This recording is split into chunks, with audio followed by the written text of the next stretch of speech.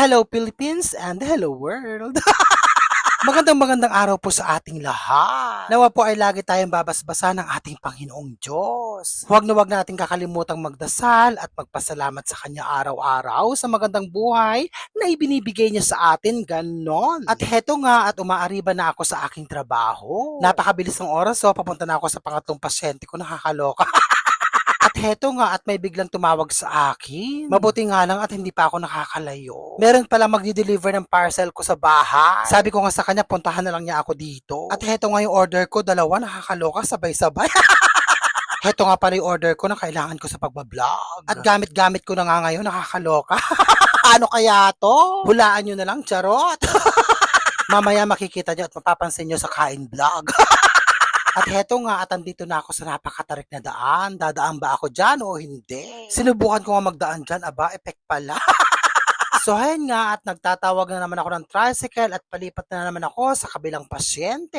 Nakakapagod, walang pahinga. Hindi na nga ako umuwi ng bahay. At dire-diretso na nga ako nagtatrabaho. Ito nga pala yung jeep na siraan pa kami, nakakaloka sa bandang terminal.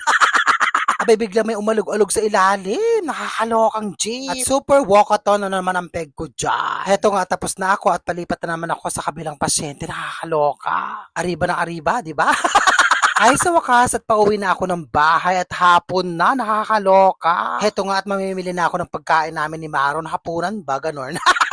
Bet na bet ko to, kaya lang nakakaloka. Hello. Kain. Hi guys, kain. Nakakaloka, nakakapagod na maghapon. Anong ulam niyo dyan? Ito ang ulam namin. Ito nga pala ang aming sausawan. Sarap. O, diba? Pak na pak.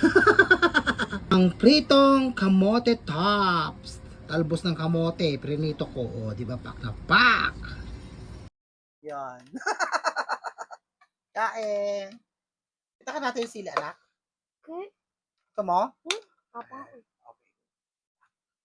Pinaghalo ko yung Knorr seasoning at saka toyo. Kasi pagka purong Knorr seasoning, nakakasuya ang lasa, kaya hinahalo ko sa Silva. Sa Silva to. Ay. Ano natin? Kain. No? Tabog. Tapos, donate ko siya. Mahal ka ba na ito, anak? Gusto ko ng talbos ng kamote.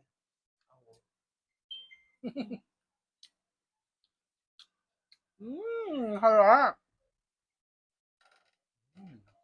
O, nakikita niyo ba yung binili ko? Bahala kayo. Ayan. Makakita niyo na ba? Yeah. Ayun, no? Meron na yun, no? Magsalta ka naman para Okay na. Ako basta yung grades mo. Okay lang. Okay. Hindi niya nagustuhan yung ulam kaya nagluluto siya.